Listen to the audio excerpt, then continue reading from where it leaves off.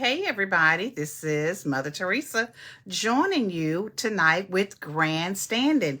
And listen, everybody, if you have been following me any length of time, you know that on this past Monday, if you watch Monday Morning Motivation, I talked about being kind to yourself.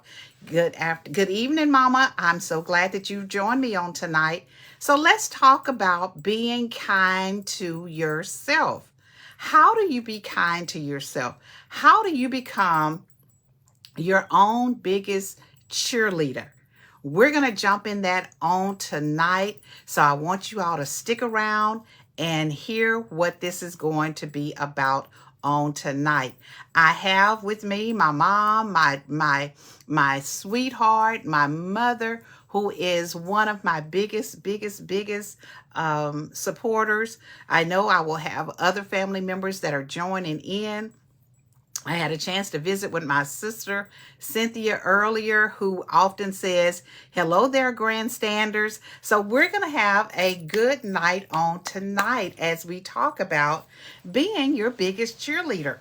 Listen, I shared with you all earlier in the week that so many times we are kinder and more gentler with other people rather than ourselves.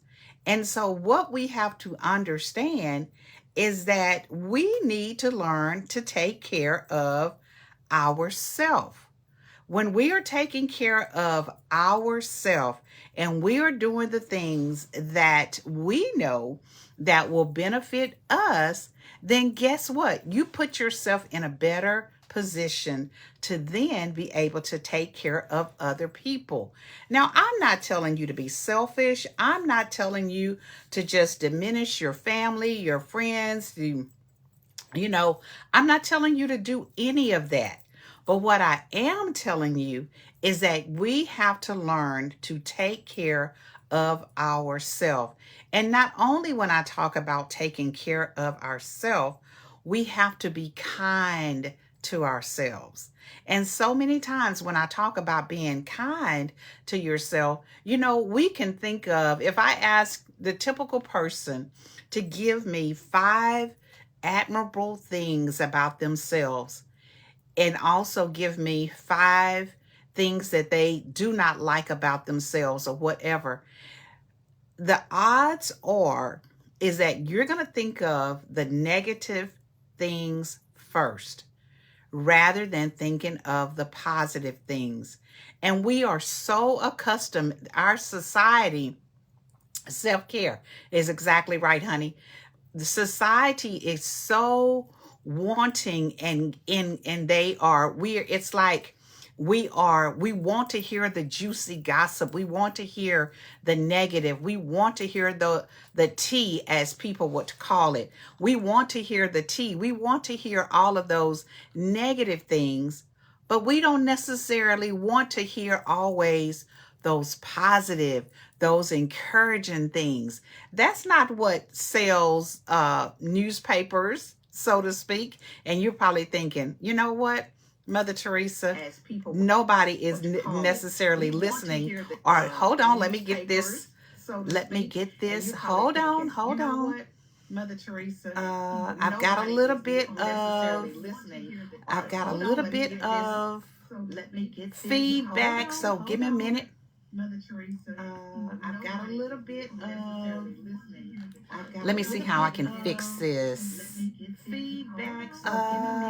Give me just a minute.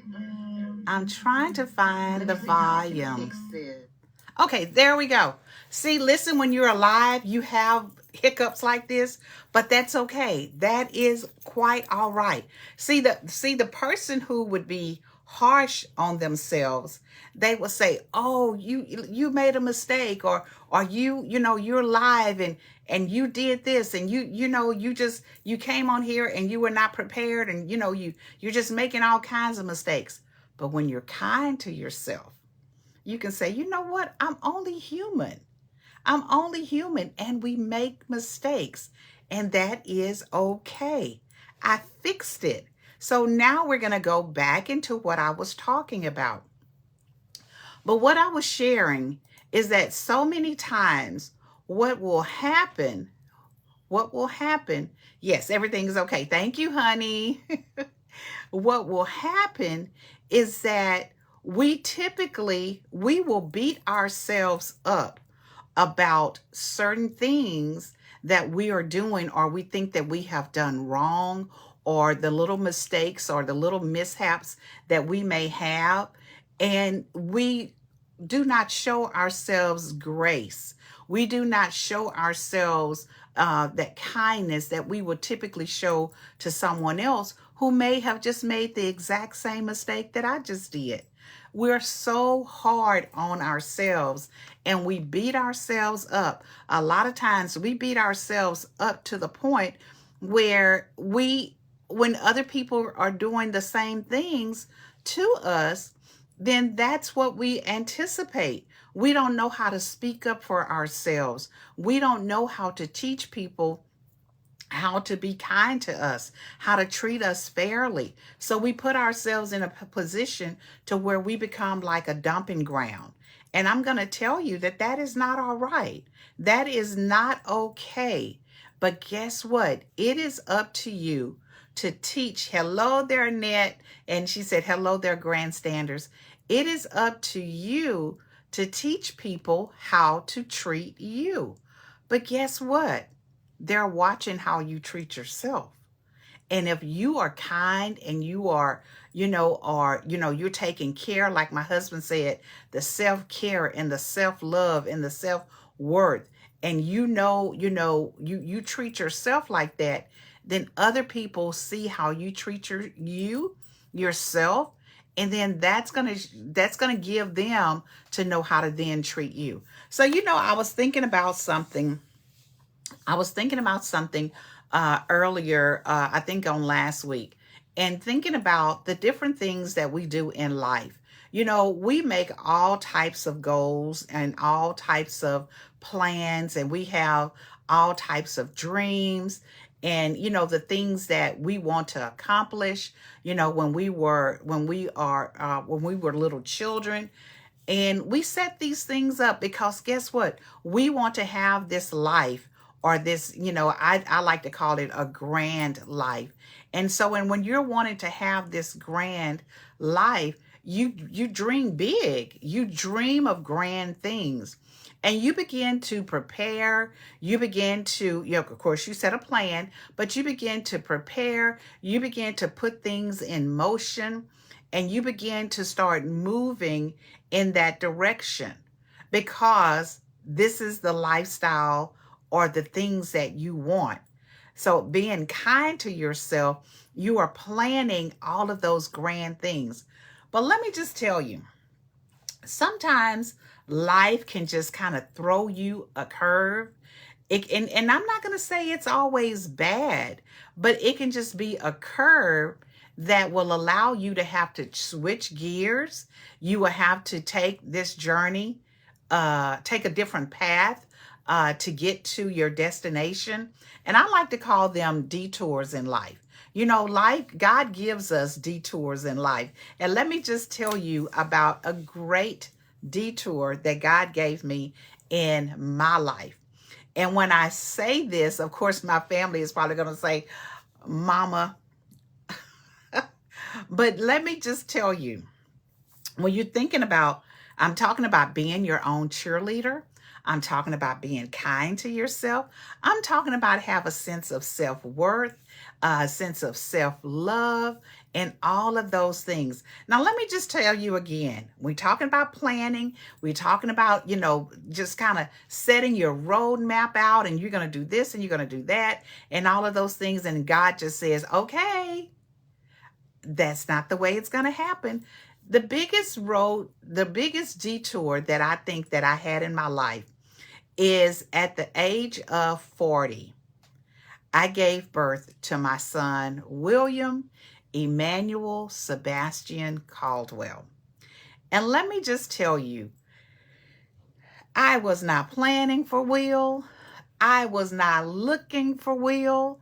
I had made up in my mind, my husband and I, we were going to sell our house. We were going to downsize. We were going to do some things totally different. But God said, I've got another plan for you. I've got another plan for you, your husband, your entire family. And so his name is William. And when I say that that was the biggest detour in my life, it really was. When I think about in the scope of things, you know, how I had planned for my life. And I think I'm going to go on a rabbit trail, you all, and that's okay. That is okay. When we make plans and we have things as we think that are perfectly lined out, God knows what we need, and he knows when we need it, and he knows how to put those things in our lives or in our path, so then he might get the glory. Because let me just tell you, a dangerous thing or a dangerous place to be is when you are at a place where you think you've got it all figured out. When you've got it all figured out, and even though you may have sought God or you may have consulted God, but you think that you are in control of your life. That's the farthest from the truth. The farthest from the truth. Yes, we get up and we pray and we ask God to order our steps. We ask God to lead us, direct us, send us on the path that he has ordained for us. But see, when we really think about it, we think about our path and the destiny that God has for us as being one way or it looking a certain way. And we have our plans of how we plan to get there. And we've set up all of these cute little plans. And of course, I am a planner. I definitely am a planner. But I'm smart enough to know when to get out of the way and let God have his way. Right. Yes, Candace was graduating from high school. We were going to be empty nesters, or so we thought. So when I say that, one of the things that I want you all to think about is that always, always, always leave room in your life for the hand of God. Because let me just tell you, the hand of God and the way that he moves and the strategic way that he has our life set up, sometimes it can look totally different than what we have planned. And that's all right. That's all right. Because his plans are better than our plans. His ways are grander than our ways. The thing that we can only go by really what we see. Yes, we have faith and we have hope, but the things that we can see are the things that are just right in front of us. Right in front of us. See, God sees the big picture. We only see the little picture in the corner, you know, that little thumbnail. That little, yes, I think the thumbnail is what we maybe be able to see. But he sees it all. And so because he sees it all, he knows what is ahead of us. He knows what's in our path. He already has our end already set. So in order to get to that predestined end, there are certain ways and certain detours that we're just going to have to take. And in those detours, let me just say this, they may not always be pleasant, but when you take a detour is something that you do not plan for. You maybe don't even think that you have time for that detour because you've already got your path, your journey, your destination in mind. And you're thinking, I'm going to go down 59 and I'm going to hit, interstate this and interstate that. And then you don't plan to go on 45 because that's not in your route. That's not the way you had planned to go. But then there are some things on Interstate 45 that are not on 59 that God needs you to see, that he wants you to see. And let me just tell you, as a person who loves to road trip, my husband and I, we love to go on road trips. We've always loved to take our family on road trips, and we like to get in the car so we can be able to stop and to see the different little things in the different towns and the different states and all of that, and just admire the beauty as we're traveling. So I'm not too upset when we have to take a detour, because that's just the nature of road tripping. But in this life, you all just know that when God sends a detour our way, what we need to do is to embrace those detours, because there's something along that path that God needs for us to experience. And the thing that we need to experience may be something that gives us a little bit different sight or a view of things that we would have missed had we stayed on the main road, had we stayed on that journey that we were trying to go on. And again, I'm talking about, or I'm sharing with you all also about the biggest detour, or the biggest thing that I feel like that God had in my life, and that was the birth of our son, William. Had we not had our son, there would have been so many things that we would not have been able to experience as a parent, as a mother. I would have never known. I have two grandsons, but I would have never known the love that a son has for his mama. And I never would have known the love that I could have for my son. It's very different than the love that I have for my girls. It's very different because it's a different type of relationship. Not saying that it's one more than the other. I'm just saying it's different. Okay? And so he brings such joy to our family, and he brings such joy to me. Now, does he get on my nerves sometimes? Absolutely. But he is one of the biggest joys that I will say as a mom that I can appreciate. I love all of my children, but there is something different about that detour that happened in our lives. And it happened during a time where my husband's family was really mourning the loss of his only brother. And so I feel like the birth of my son just gave a new life and energy into our family. And that's a whole nother story. That's a whole nother story. But I'm gonna just tell you all that in this life, you all, as we are learning to be our biggest cheerleaders, as we are learning to be kind to ourselves, expect the unexpected. And when the unexpected happens, you all learn to appreciate it, learn to value it, learn to take it in stride and say, okay, God, if this is something that's happening right now, then I know there must be a lesson in it. And I want to learn that lesson.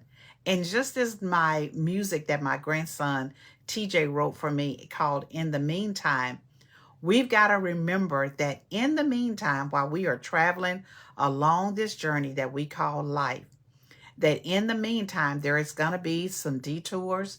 There will be some highs and some lows as we're traveling over the mountains of Colorado and in the valleys as we were traveling in New Mexico. Listen, enjoy it, embrace it, and just know that God knows what he's doing. He is taking those things, those detours, and he's helping us to understand about this self-love. He's taking those detours and he's helping us to see ourselves in a different light. Because if you are to become your biggest cheerleader, you've got to know that you're going to have to face some things that are going to be tough.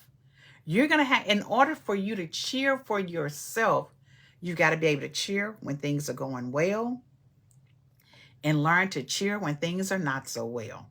You know, we're going to have to learn to enjoy the sunshine as well as the rain. Now, we're expecting a big storm to come in the next couple of days, and we don't want it to be anything like the storm we had, the big freeze that we had a couple of years ago. But should it be like that or even worse, we're just going to hunker down. We're going to try to keep warm. We're going to try to make sure we've got wood to put in the fireplace, got your candles. If you all were like me, you had to go out and buy a generator after that last big freeze. Whatever you need to do. You may have to pack up and go stay with some family or friends, but whatever you need to do. Okay, see, we got a little bit of time to go ahead and start getting prepared. Remember, I talked about planning. You've got a little bit of time to start planning for a detour that just may happen. But in the midst of all of that, or in the middle of all of that, you all learn to accept the detours that we have in our life. Because when you accept those detours, or you're able to go and navigate through those detours and learn to appreciate, look at the beautiful sky, look at the beautiful scenery, look at the houses that you would have missed, had you stayed on the main highway. A couple of years ago, Boris and I intentionally went on vacation, and we did a road trip, and we intentionally took the back roads of Texas, Louisiana, I think Mississippi, and I can't think of the other place. Honey, where did we go? But we went to 4 different states, but we intentionally took the back roads because we wanted to see the back roads. So we saw the most beautiful farmhouses. We saw the most beautiful pastures. We saw the cows. We saw the horses. We saw lots of gates without fences. We couldn't understand why we would see all of the gates, but no fences. We saw just all kinds of things. We were really just enjoying the beauty of the back roads. So for some, they may say, well, that was a detour. That was a detour, or that was not something that I would enjoy. You all, if y'all don't understand what I'm talking about tonight, I'm really trying to use the different things and make it so it's life application. So you can take what I'm talking about, a detour in your life, and you all take it and do with it whatever you need to do.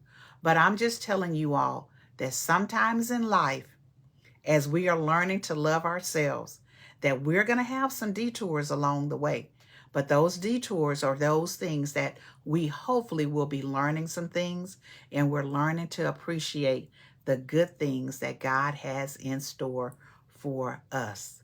So listen, you all, I did grandstanding with you all on tonight, and I know I was a little bit later coming in. It's been a long day, and I was actually trying to find my new music in the meantime, but I've had to do some things with my phone, and so I don't know if I erased it. I don't know what I've done with it, but I'm going to try to find my music that TJ had done for me, because I want you all to get used to hearing that versus my other music.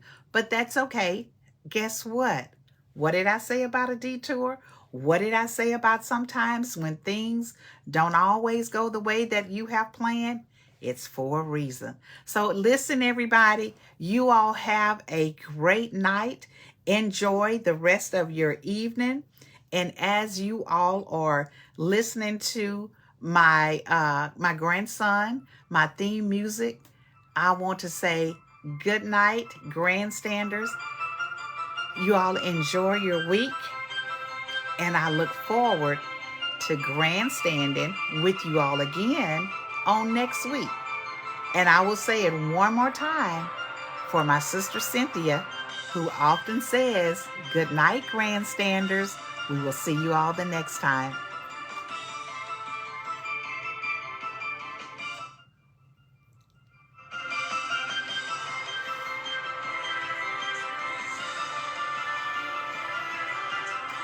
You all enjoy and have a great week.